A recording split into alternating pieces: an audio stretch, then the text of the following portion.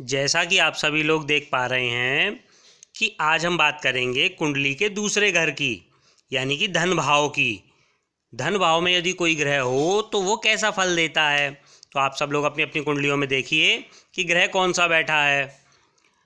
देखिए, ये होता है पहला घर और ये है दूसरा घर। यहाँ लिखा है चंद्र, यानी कि चंद्र यदि दूसरे घर में बैठा हो, आप अपनी कुंडली में देखिए, अगर यदि चंद्र बैठा है तो कैसे फल मिलेंगे। तो क्या होता है, क्योंकि ये परिवार का भाव भी है, तो यहाँ जो है वो अपने परिवार से प्रेम करता है व्यक्ति। धन का भाव है तो धन संचय हो जाता है ना। और जातक जो होता है वो मीठे वचनों को बोलने वाला तथा सुखी रहता है। जातक को सोने चांदी के कार्य से भी लाभ होता है। अब यदि यहाँ पर वो क्षीण चंद्रमा हो, नीच का चंद्रमा हो, या शत्रु के घर में बैठा हुआ चंद्रमा हो, है ना। जैसे यहाँ आप देखिए, शनि भाई 10 नंबर पड़ा हुआ है, 10 मकर, यानी शनि के घर में बैठा हुआ है चंद्रमा, है ना। तो फिर उसमें कैसा जो है फल मिलेगा, तो वो जो है जातक को दुखी कर देता है। जातक दुर्बुद्धि होता है, जातक धनहीन होता है ना। तो इस प्रकार के अशुभ फल उसे प्राप्त होते हैं। अब आ जाते हैं हम दूसरे घर में। यदि यहाँ मंगल बैठा हुआ हो तो कैसे फल देगा। तो मंगल अगर यहाँ पर बैठा हुआ है तो जातक जो है वो अपने परिवार से कलह करता है, उसकी पारिवारिक लोगों से नहीं बनती। जातक कटुभाषी होता है, जातक परिवार का विरोधी होता है और कलह पसंद होता है। अगर मंगल यहाँ स्वयग्रही या उच्च राशि में हो, मंगल स्वयग्रही से मतलब क्या है, मंगल 1 नंबर यहाँ लिखा हुआ हो, जैसे यहाँ 10 लिख रहा है, इसकी जगह 1 लिखा हुआ होता या 8 लिखा हुआ होता, तो मंगल अपने ही घर में यानी स्वयग्रही हो गया, है ना।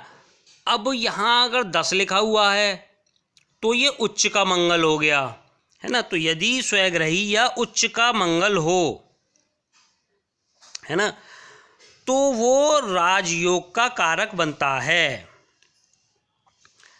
फिर से मैं बताऊंगा, यहाँ 1 नंबर, 8 नंबर या 10 नंबर लिखा हुआ हो और मंगल यहाँ धन भाव में बैठा हो तो वो राजयोग का कारक बनता है, लेकिन परिवार से कलह रहती है। अगर यहाँ पर मंगल जो है वो पाप युक्त या पाप प्रभाव में हो, या नीच का मंगल बैठा हुआ हो यहाँ पर दूसरे घर में, है ना, तो क्या होता है, तो वो जो है वो संतान के लिए कष्टकारी होता है। क्योंकि देखिए, चौथी दृष्टि प्राप्त है, तो 1 2 3 4 ये संतान के भाव पर चौथी दृष्टि डाली, तो क्रूर दृष्टि डाली, तो संतान के भाव के लिए अच्छा नहीं रहता। और साथ ही वो जातक को नेत्र के रोग भी देता है। अब हम बात करेंगे यहाँ दूसरे घर में यदि शुक्र बैठा हुआ हो, है ना, तो वो कैसे फल देगा। तो जब यहाँ शुक्र बैठ जाता है दूसरे घर में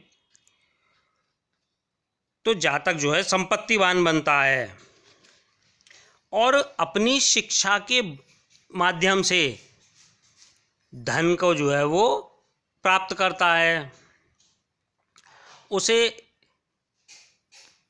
आभूषणों का, वस्त्रों का, परिवार का, है ना, और व्यवसाय से भी उसे धन का लाभ होता है।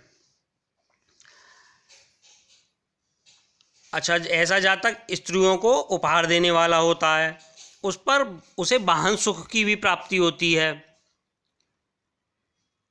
अब आ जाते हैं हम, यदि शुक्र जो है वो सूर्य की दृष्टि में हो या फिर सूर्य के साथ यहाँ पर युति कर रहा हो तो जातक को वो जो है नेत्र रोग देता है, या यहाँ अशुभ प्रभाव में हो या नीच का यहाँ होकर यहाँ बैठ जाए तो धन का नाश होता है और परिवार के सुख में भी वो कमी देता है।